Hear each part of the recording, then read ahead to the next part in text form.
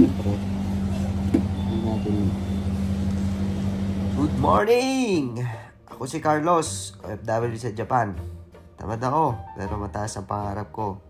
Kaya tara, samahan niyo ako. Araw nga pala ng linggo ngayon. Day off namin sa trabaho. Kaya ito, maaga akong gumising. Napagpasyan nga pala na magtutropa na mamili muna sa pinakamalayong Pinoy store dito sa amin. Pasensyahan nyo nga pala ang boses ko ngayon. Medyo bungad ako dahil isang linggo na masama ang pakiramdam ko. Dito nga, tinutupi ko muna ang higaan ko. Pero sa totoo niya, kung wala mang video, hindi ko magagawin yan. Gago! Pagkatapos ko nga palang magtupi ng higaan ko, ay nagkape muna ako dito sa may veranda namin. Tara, kape tayo. At dito nga, bigla ko na naman na-miss ang Pilipinas. Yung bang feeling na tamang kape ka lang, tapos matatanaw mo ang mga marites mong kapitbahay.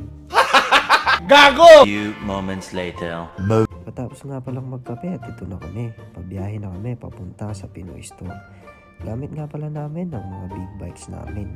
Tatlo nga lang pala kami pumunta sa Pinoy Store ngayon dahil tulog pa yung mga kasama namin. May kalayuan din nga pala ang papadyakin namin ito. Aabutin kami ng 1 oras na pagbibisikleta bago makarating doon. Medyo masama nga ang panahon ngayon dito sa Japan. Parang yung pakiramdam ko masama din. Di totoo yan. Habang nagbibisikleta nga pala kami, biglang natanaw ng senpai ko ang mga crayfish na ito. Sir? Ay, kwan? Trophies? Dami mo? Dami trophies pa, pakita mo sa video. Hindi nga abot eh. Abot yan. Laki mo. Di abot to? Ito, pando. Crayfish? Crayfish? Crayfish oh, lalaki oh. Ah, kuha pala pay. Dami oh. Pwede kaya huliin to. Pagkalipas nga na mahigit 1 oras na pagbibisikleta ay narating namin ang tindahan na ito. Philippine and Thailand nga pala ang tindahan na ito. Ang magmamay-ari pala dito ay isang Pilipino at ang asawa naman niya ay isang Thailand. Dito nga'y kumuha na ako ng basket ko at nang makakuha na ng bibilhin ko. Ano kung bibilin to habang iniinom ko, nilalait ako? Chocolate. Gago! Dito nga'y kumuha na ako ng karne ng baboy. Kata roast nga pala ang kinuha ko. Sabi kasi nang nagtitinda dito ay malambot daw ang karne nito. Dito may benta rin silang kangkong, kaya dali-dali ko na rin kinuha ito. Dito kasi Japan ay limitado lamang ang kangkong. Pagtalikod ko nga dito ay bigla ko naman natanaw ang pampantibay ng loob. Kailangan mo ay isang Red Doors pampatibay ng loob.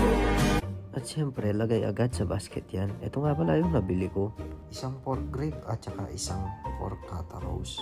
Nakakita din pala ako ng talbos ng kamote. Kaya kinuha ko na rin agad ito. Dinagdagan ko nga rin pala ang kinuha kong kangkong.